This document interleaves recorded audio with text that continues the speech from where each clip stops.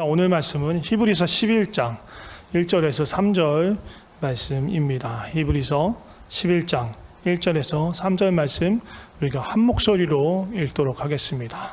믿음은 바라는 것들의 실상이요 보이지 않는 것들의 증거니 선진들이 이로써 증거를 얻었느니라. 믿음으로 모든 세계가 하나님의 말씀으로 지어진 줄을 우리가 아나니 보이는 것은 나타난 것으로 말미암아 된 것이 아니니라. 아멘. 네. 오늘 6월 6일입니다. 한국에서는 공휴일이죠.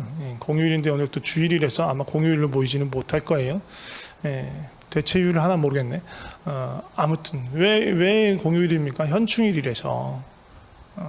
현충일은 나라를 지키기 위해서 목숨을 아끼지 않고 목숨을 내어놓고 싸우신 분, 그래서 그렇게 목숨을 나라를 위해서 내어드린 분들을 위해서 그분들을 기리고 기념하는 날입니다.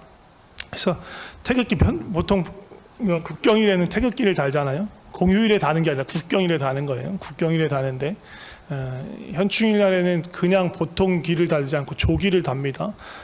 태극기 폭만큼 내려서 달아요. 그게 이제 이 돌아가신 분들을 기리고 또 기억하는 날이기 때문에 그 조기로 답니다. 우리가 지금 자유 대한민국의 국적을 가지고 살 수 있고 또 그 덕택에 우리가 정말 국내외 막론하고 어느 곳이건 자유롭게 다닐 수 있는 것, 물론 코로나 때문에 지금은 쉽지 않은 상황이긴 하지만 또 우리의 생각이나 어떤 것들을 자유롭게 표현할 수 있는 것, 다 이런 것도 이러한 분들의 희생이 있었기 때문입니다. 히브리서 11장은요 믿음장이라고 하잖아요. 여기도 어떻게 믿음의 선진들이 그 믿음을 지키며 살아왔는지 자신을 아끼지 않고 믿음을 지키기 위해서 또 하나님의 나라의 백성됨을 지키기 위해서 어떻게 분투하면서 살아왔는지를 보여줍니다.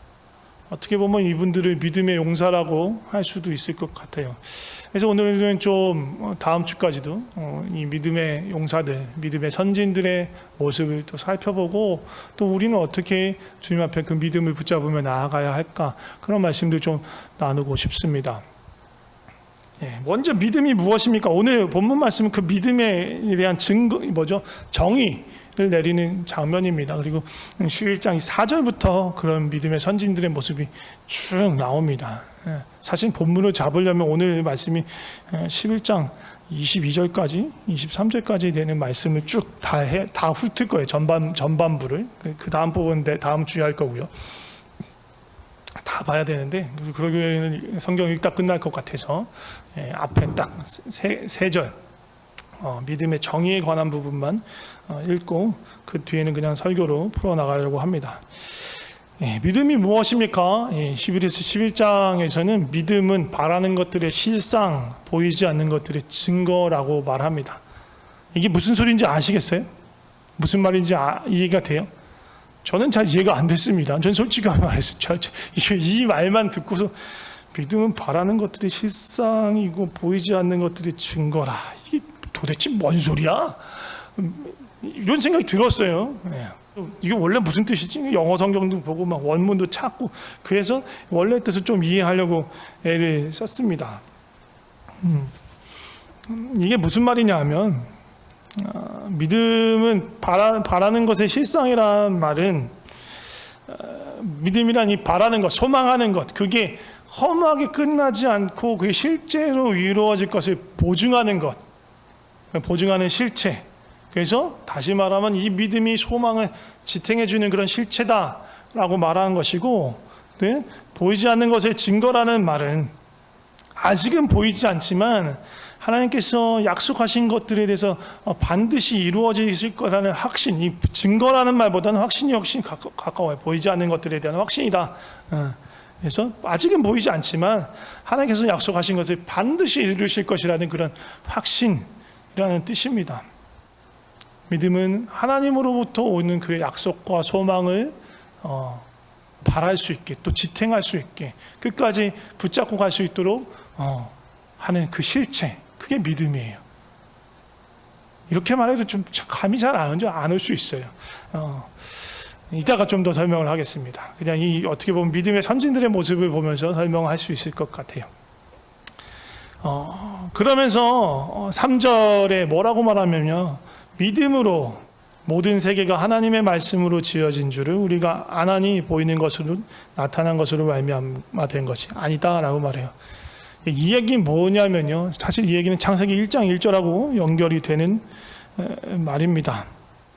지난번 말씀과 함께하는 수요일에서도 이 얘기를 나눴었는데, 창세기 1장 1절이 무엇입니까?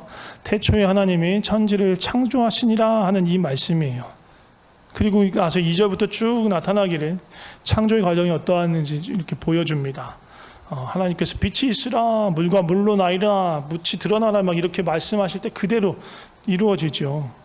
네, 창세기 1장에서 이 천지 창조에 대해서 이야기할 때 이야기하지 않는 부분이 있어요. 그게 뭐냐면 하나님의 기원이에요. 하나님이 어떤 분이신지, 하나님의 존재에 대해서 논증하거나 입증하려고 하지 않아요.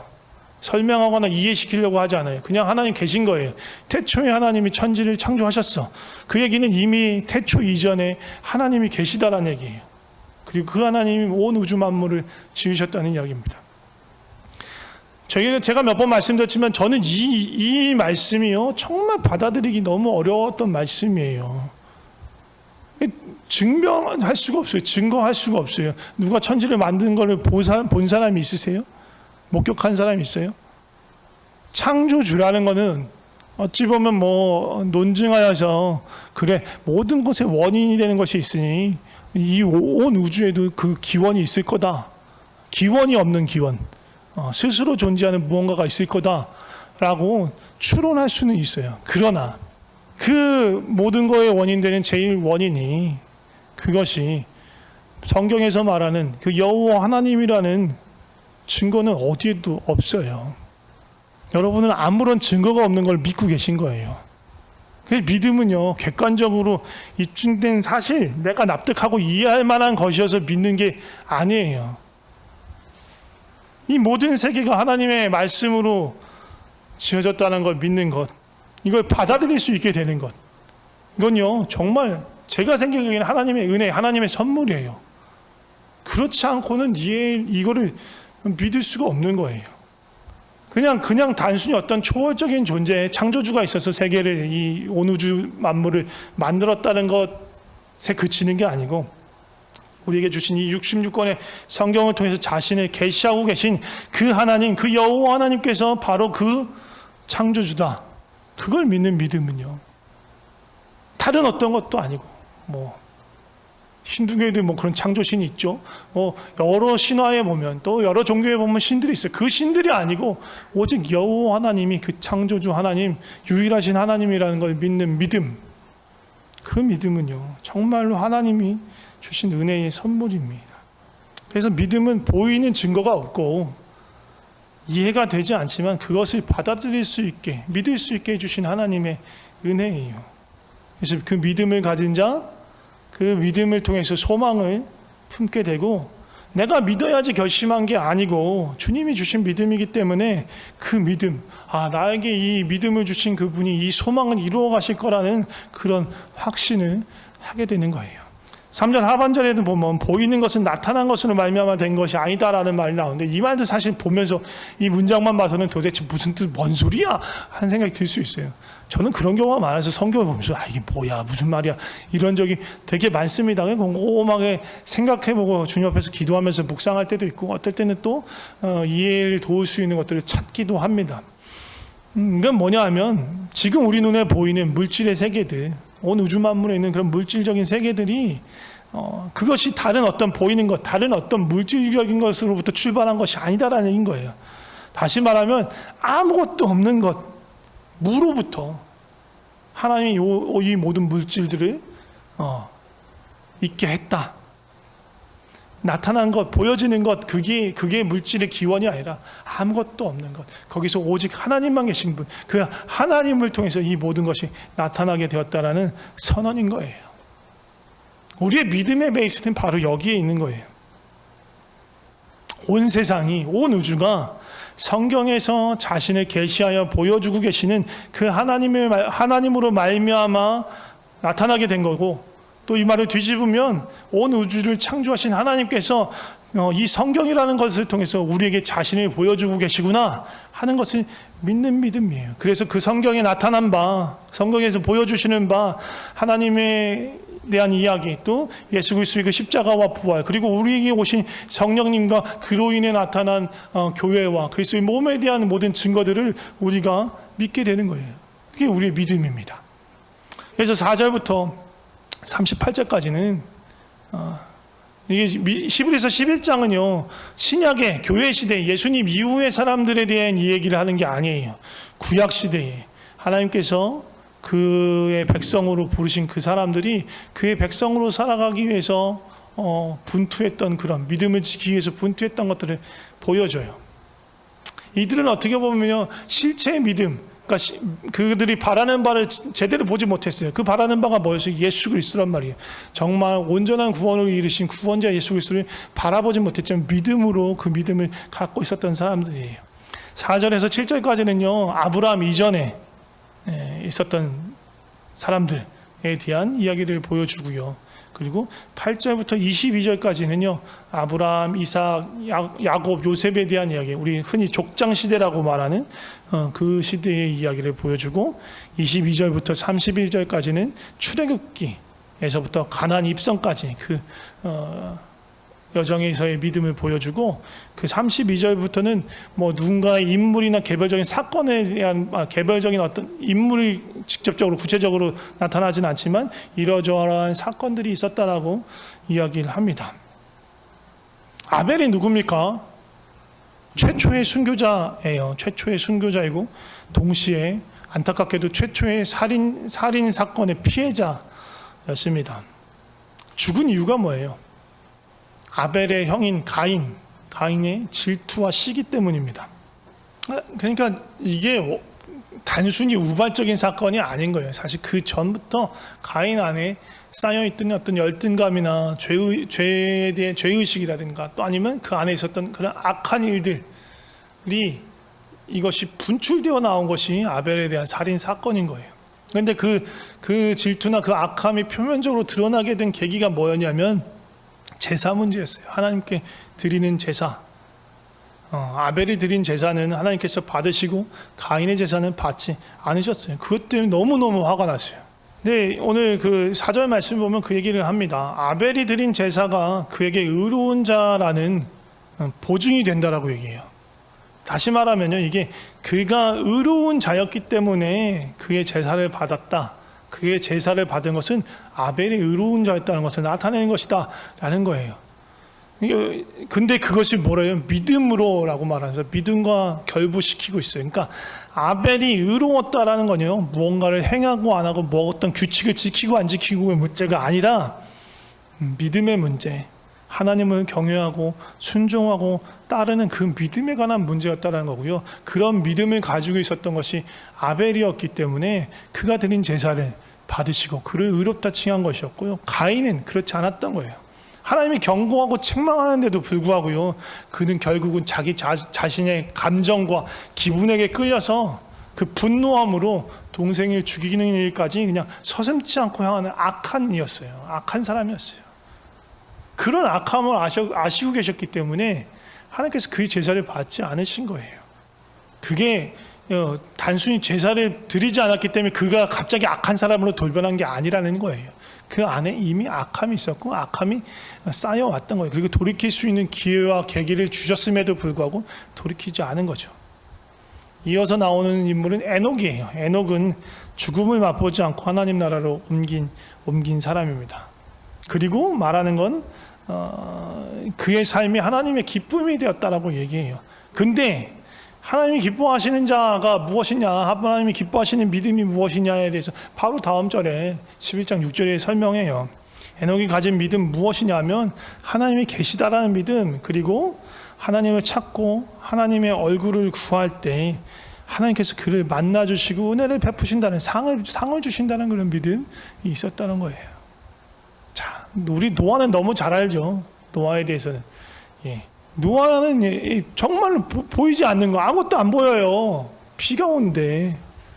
그러니까 배를 지으려는데 배가 그냥 조그만한 나룻배가 아니에요. 어마어마한 크기, 어마어마한 크기의 배, 거의 항공모함 같은 그런 큰 배, 막 집체 같은 배를 지고 있는 거예요.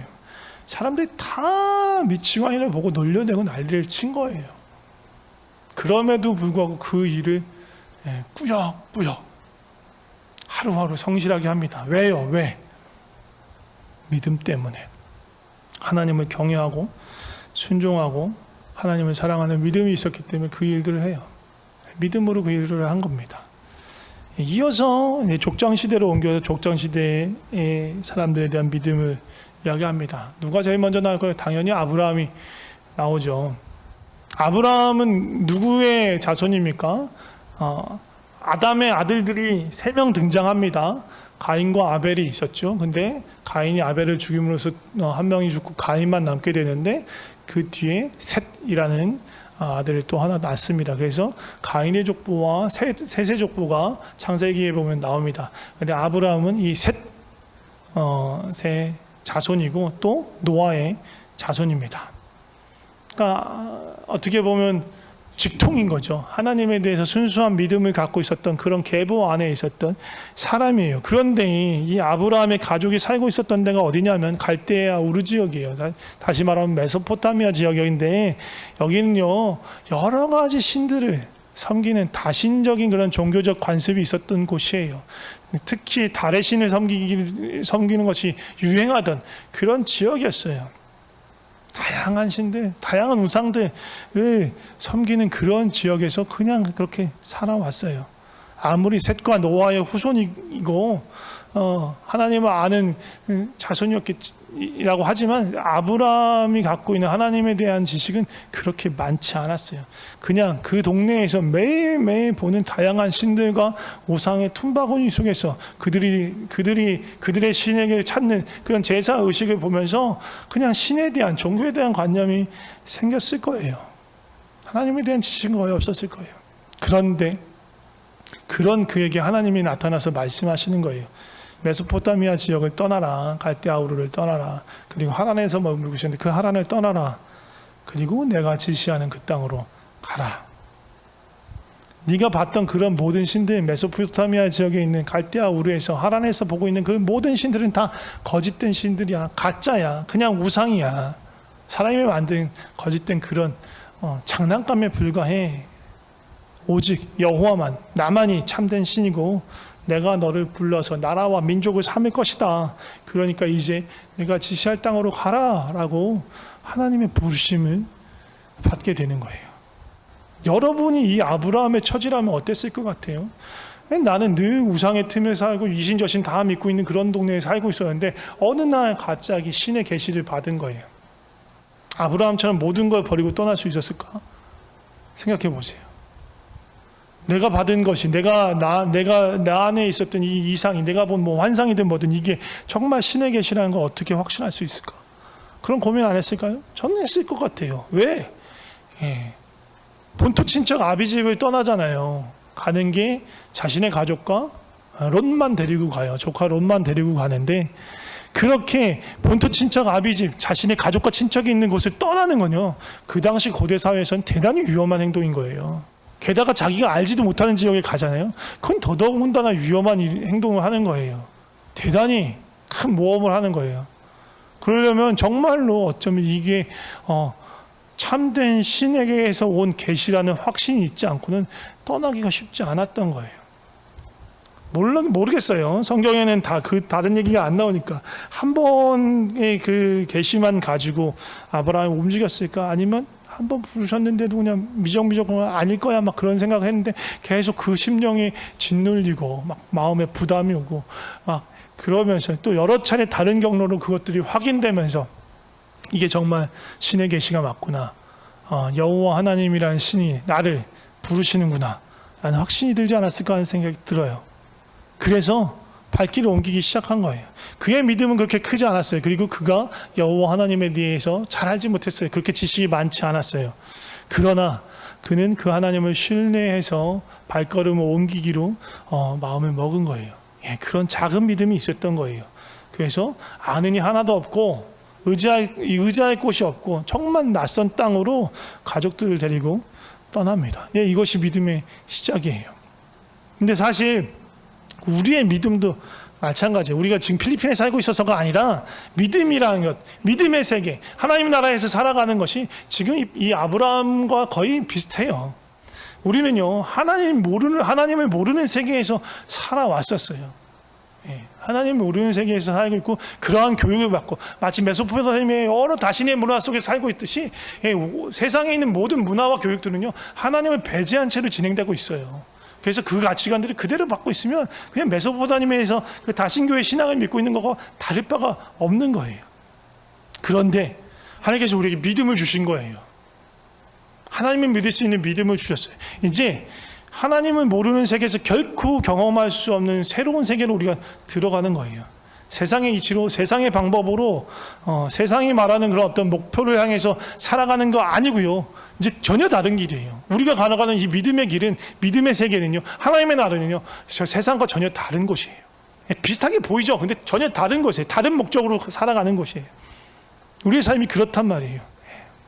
우리 그래서 한 발 한 발 갈 바를 모르면서 하나님께 구하면서 믿음의 발걸음을 내딛어 가는 거예요. 그래도 어떻게 보면 아브라함보다 감사한 거는요, 우리에게는 이 성경이 있어요. 하나님에 대해서 알려주는 성경이 있고, 또 우리에게는 믿음의 동역자, 지체들이 있고, 또 믿음의 많은 선진들이 있어요. 아브라함보다 훨씬 나은 조건인 거죠. 우리에게 도움을 줄 수 있는 여러 가지들, 정말 하나님을 알아가고 믿을 수 있고 하나님을 따를 수 있게 도움을 주는 여러 가지 도움들이 있어요.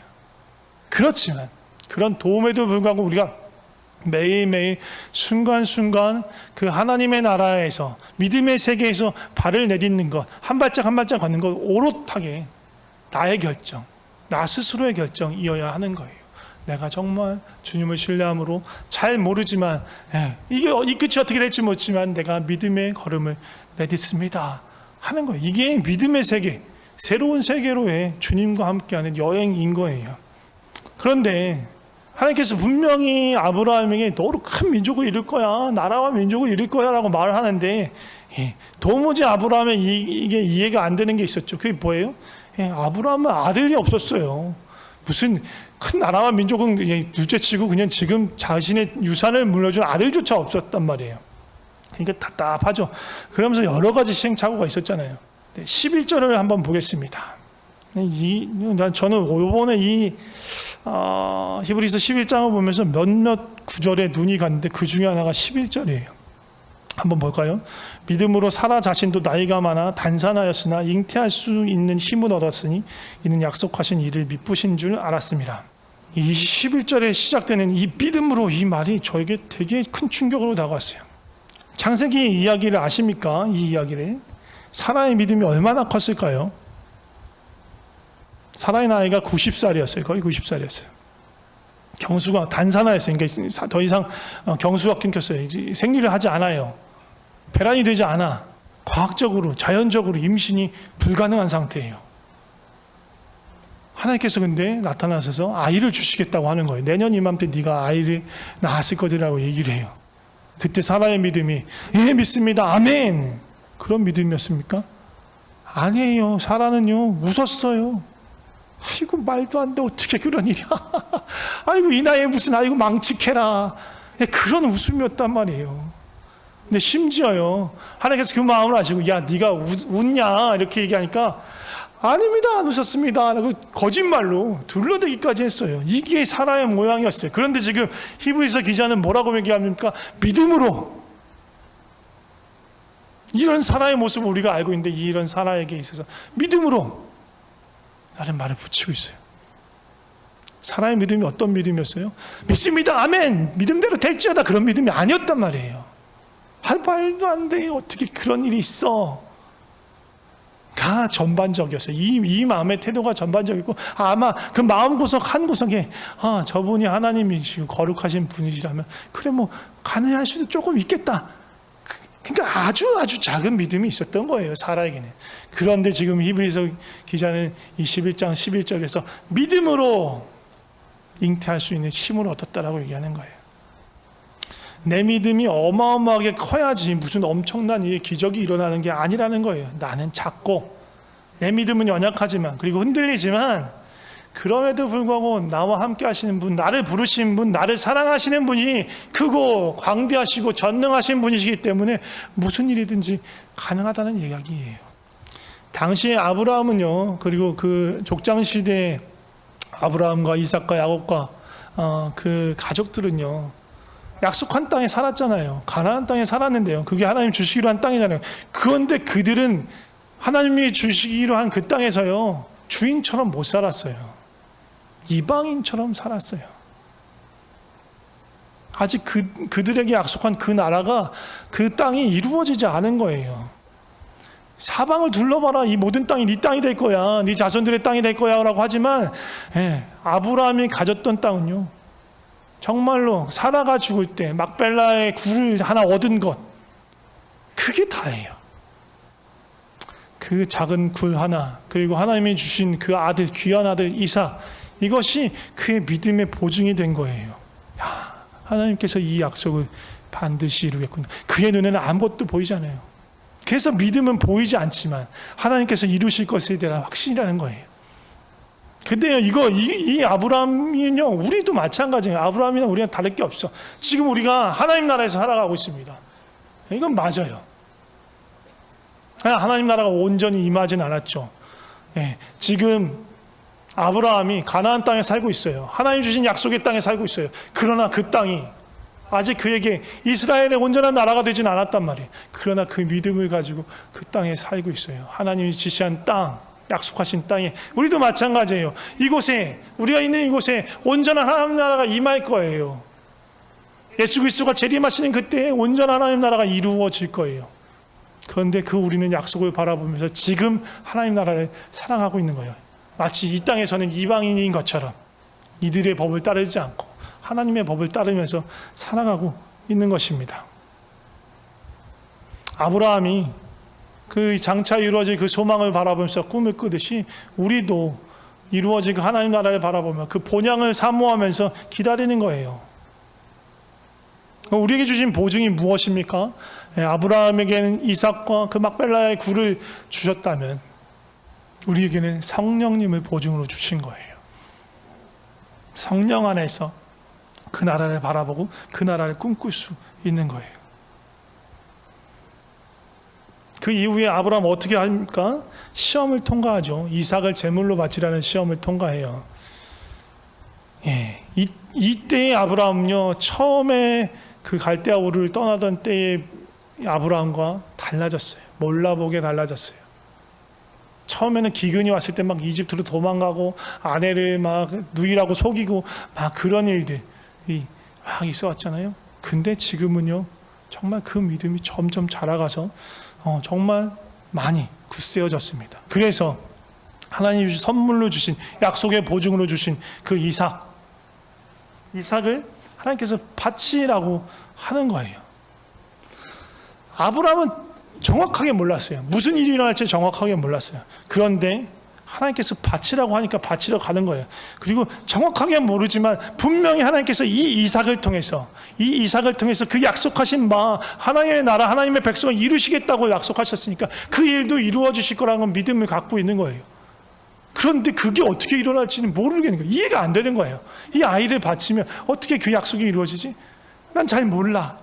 그런데 하나님께서 하라니까 내가 하나님을 믿으니까 순종하여 나가는 거예요. 그만큼 아브라함의 믿음이 자라난 거예요.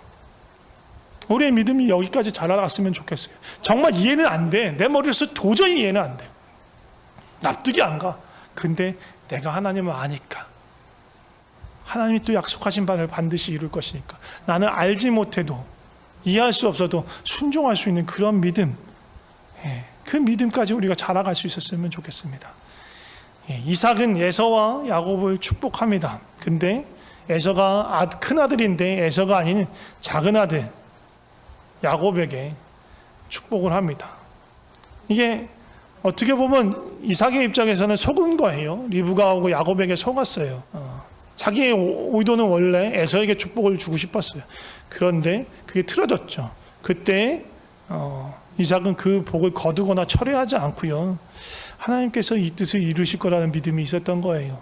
나는 잘 모르지만 하나님께서 야곱에게 복을 주셨으니까 그를 통해서 하나님께서 무슨 일인가 하겠구나라는 믿음이 있었던 거예요. 그러니까 이삭의 믿음도 그렇게 크지 않았던 거예요. 그냥 잘 모르겠지만, 나는 의도하지 않았지만, 뭔가 실수로 된 것 같지만 하나님께서도 반드시 그 일을 이루실 것이다. 야곱 역시 그의 자손들을 축복하면서 히브리서에는 요셉의 자녀들, 창세기에 보면 야곱의 자녀들에게 이렇게 아들들에게 축복하는 장면이 쭉 나오지만 히브리서에서 눈여겨본 거는 야곱이 요셉의 자녀들 므낫세와 에브라임을 축복하는 거에 초점을 뒀어요. 에브라임과 므낫세를 축복할 때 그의 오른손, 원래 장자에게 올려야 돼서 므낫세에게 올려야 되는 그 손을 에브라임에게 올립니다. 이건 에브라임에게, 둘째인 에브라임을 통해서 하나님의 축복을 주겠다라는 뜻이에요. 이게 하나님의 뜻이 그것임을 알고 있었기 때문에 야곱이 그렇게 손을 엇갈려서 축복한 거예요. 족장시대의 마지막 믿음의 모습이 무엇이냐면 요셉에 대한 이야기입니다. 요셉은 자신 죽을 때 이스라엘 자손에게 부탁했습니다. 무엇을 부탁했냐면 자신의 시신을 가나안 땅에 매장해달라. 그냥 근데 지금 가나안 땅에 매장해달라는 것이 아니라 반드시 하나님께서 우리 이스라엘 백성을 이끌어내셔서 다시 그 땅으로 돌려보내실 테니 그때의 내 시신을 가지고 가서 그 땅에 묻어달라. 그 얘기를 하는 거예요. 하나님의 약속을 믿고 있었던 거예요. 아브라함을 통해서, 자신의 증조 할아버지였던 아브라함을 통해서 전해주셨던 그 얘기, 그 믿음, 400년간 이방의 땅에 있겠지만 그 이후로 큰 민족을 이루게 될 것이다.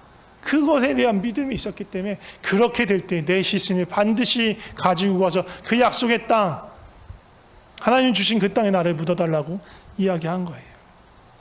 말씀을 좀 정리하고 싶습니다. 믿음은요, 하나님이 계신 것을 믿는 거예요. 하나님이 모든 어떤 것보다 물질적인 것이 없던 그 모든 것 이전에 하나님이 계셨음을 믿는 것이고요. 그리고 그 하나님으로 말미암아 하나님께서 그 모든 것을 지으셨다는 걸 믿는 거예요. 근데 믿음은 거기서 멈추는 게 아니고 그 하나님께서 스스로를 이 성경을 통해 계시하고 나타나셨다. 그리고 그 성경이 알려주는 바 그 하나님에 대한 것들을 우리가 믿는 믿음이에요. 하나님이 천지를 만드셨고 그 하나님이 우리를 부르셨다. 하나님 앞으로 친밀한 사귐으로 우리를 부르셨다라는 것, 우리를 그 백성 삼으시고 자녀 삼으셨다라는 것. 자녀 삼으셨다는 게 얼마나 놀라운 건지 아세요? 하나님의 아들 누굽니까? 예수 그리스도예요.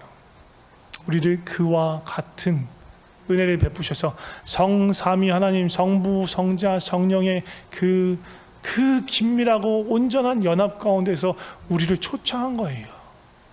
놀라운 특권으로 우리를 그곳으로 부르신 거예요. 이게 얼마나 큰 은혜입니까? 이게 우리에게 주시는 가장 큰 상이에요. 하나님이 계신 것, 그리고 반드시 그를 찾는 자에게 이 놀라운 복을 주시겠다는 것이에요. 하나님의 아들, 하나님의 양자 삼아서 성자 예수님이 누리듯이 성삼위 일체의 하나님의 그 사랑의 하나됨에, 사랑의 관계에 초청되어서 친밀한 사랑과 사귐을 누리게 하는 것, 그 연합의 기쁨 가운데 살게 하는 것, 그것이 우리에게 주시는 가장 큰 상입니다. 우리 믿음의 선진들의 모습을 보았습니다. 다 믿음의 용사였나요? 믿음이 어마어마하게 큰 사람이었나요? 아니었어요. 사라도 그랬고요. 이삭도 그랬어요. 그 믿음이 그렇게 큰 게 아니에요. 뭔가 막 알고 막 하는 것도 아니고, 그러나 그 안에 있는 작은 믿음을 보시기도 한 거예요. 또 아브라함 같은 경우는 작은 믿음을 가지고 출발했지만 그의 믿음이 점점 자라가는 모습도 보여줬습니다. 마지막에는 정말 전적으로 하나님을 신뢰할 수 있는 그런 믿음을 갖게 된 걸 보여주죠. 그런데 히브리서 기자는요, 이 히브리서 11장에서 그런 것들, 믿음의 크기나 어떤 것을 구별하지 않고 다 믿음으로 라고 기록하고 있어요. 하나님 주시는 구원과 축복은요, 우리의 믿음의 크기에 달려있지 않다라는 거예요. 우리에게 정말 작은 믿음, 그런 겨자씨만큼 작은 믿음이 있어도 예수님 뭐라고 말씀하십니까? 너에게 이 겨자씨만큼 작은 믿음이 있다면 산을 옮길 수도 있다. 마가복음 9장에는요, 귀신 들린 아이를 예수님께 데려놓았던 아버지의 모습이 나타납니다. 마가복음 9장을 좀 잠깐 볼까요? 말씀 보세요. 제가 이제 풀어서 말씀드리겠습니다. 그 아버지가 예수님께 말해요. 무엇을 하실 수 있거든 우리를 불쌍히 여기사 도와주시옵소서. 예수님 그 말을 듣고 그 아버지를 꾸짖습니다. 야, 할 수 있거든이 무슨 말이냐? 믿는 자에겐 능히 하지 못할 일이 없다. 그 얘기를 들은 그 아버지가 어떻게 반응합니까? 소리치면서 부르짖으면서 말해요. 내가 믿나이다. 그런데 나의 믿음 없는 것을 도와주소서. 이게 이 아버지에 있는 이 믿음이요, 겨자씨 같은 믿음인 거예요. 내가 믿나이다라고 말하지만 자신도 아는 거예요. 자기가 믿나이다라고 말하고 있는 믿음이 너무너무 자꾸 초라한 믿음이라는 걸 알고 있는 거예요. 그러니까 이 믿음 없음을 도와달라고 간청하고 간구하는 거예요, 예수님께. 이렇게 간청할 수 있는 건 믿음 없음이 도와달라고 예수님께 간청하는 것, 그것도요, 아무런 믿음이 없으면 할 수 없어요. 정말 겨자씨만한 믿음이 있어야 예수님을 향해서 이렇게 간구할 수 있는 거예요. 이게 겨자씨만한 믿음이에요. 주님은 이 겨자씨만한 믿음을 가지고도 일하시는 분이세요. 우리는 착각합니다. 착각하기 쉬워요. 내가 큰 믿음을 가져야지 하나님이 나를 기뻐하시고 나를 통해서 하나님의 일을 하시고 나에게 하나님의 일을 보여줄 거야. 근데 나는 믿음이 너무 약해서 아무것도 못해. 아닙니다. 내가 하는 게 아니거든요. 우리가 히브리서에서 봤듯이, 그리고 우리 마가복음에서 방금 전에 봤듯이 흔들리는 믿음, 심지어 웃는 믿음, 겨자씨만한 믿음이라도 우리가 갖고 있다면 하나님께서는 능히 하나님의 일을 우리를 통해서 또 우리에게 행하십니다. 그 믿음을 주시는 분, 그 믿음을 선물로 주시는 분이 누구십니까? 바로 믿음의 창시자, 믿음의 주, 믿음의 시작, 예수 그리스도십니다. 우리에게 믿음을 주신 것에 대해서 감사해야 돼요. 내가 도대체 어떻게 하나님을 믿을 수 있게 되었을까? 어떻게 하나님이 이 온 우주를 만드신 분이라는 걸 믿게 됐을까? 어떻게 예수 그리스도가 이 땅에 오심에 대해서 내가 믿을 수 있을까? 어떻게 성령님이 지금 내 안에 계심에 대해서 믿을 수 있을까? 이런 믿음이 내 안에 있다는 것 자체가 큰 선물인 거예요. 하나님을 믿고 예수님을 믿고 성경을 믿고 구원에 있는 생명을 얻게 되는 그 모든 것이 하나님이 주신 큰 선물입니다. 우리가 그런 믿음을 가지고 주님을 따라가는, 이전에 세상에 속했던 세계가 아니라 전혀 다른 새로운 세계, 믿음의 세계로의 모험을 주님을 따라하는 거예요. 아브라함이 그러했듯이. 그렇게 살아갈 때 하루하루가 놀라운 기적이 되는 거예요. 놀라운 은혜를 맛보는 것이고요. 그래서 가장 중요한 게 뭐라고요? 믿음입니다. 나에게 겨자씨만한 믿음이 있는가? 겨자씨만한 믿음이라도 나에게 있는가? 겨자씨만한 믿음으로도 충분하다라는 거예요. 좀 우리 스스로 좀 살펴보면 좋을 것 같습니다. 나에게 그러한 믿음이 있는가? 나에게 이 성경의 말씀을 신뢰하고 믿을 수 있는 믿음이 있는가? 온 우주를 만드시고 이 성경으로 자신을 계시하시고 예수 그리스도를 보내시고 성령을 우리에게 주신 그 하나님을 믿는 믿음이 나에게 있는가? 그리고 그렇다면 그 하나님을 믿고 내가 발을 뗄 수 있는 그런 믿음이 있는가? 좀 돌아보시면 좋을 것 같습니다. 그런 믿음을 내가 갖고 있다면 감사함으로 좀 기도했으면 좋겠습니다. 믿음을 나에게 내가 만든 게 아니에요. 내가 믿어야지 결심해서 믿음이 생긴 게 아니에요. 선물로 주신 거예요. 그 믿음을 선물로 주신 주님께 감사함으로 기도했으면 좋겠어요. 그런데 난 도무지 모르겠어. 내가 믿음이 있나? 내가 정말 제대로 믿고 있나? 모르겠어. 그러면 마가복음 아까 9장에 봤던 그 아버지의 얘기처럼 주님, 나의 믿음 없는 것을 도와주시옵소서 라고 좀 주님께 구하면서 기도했으면 좋겠습니다. 같이 잠깐만 기도하고 제가 마무리하는 기도 하겠습니다. 기도하겠습니다. 하나님, 주님, 우리에게 믿음을 주셔서 감사합니다. 우리 부족한 자에게, 아무것도 아닌 자에게 믿음을 주셔서 주님을 알게 하시고 믿게 해주셔서 감사합니다. 그 믿음대로 날마다 부족하지만 주님 따라 새로운 모험의 길을 따라가게 하여 주시옵소서.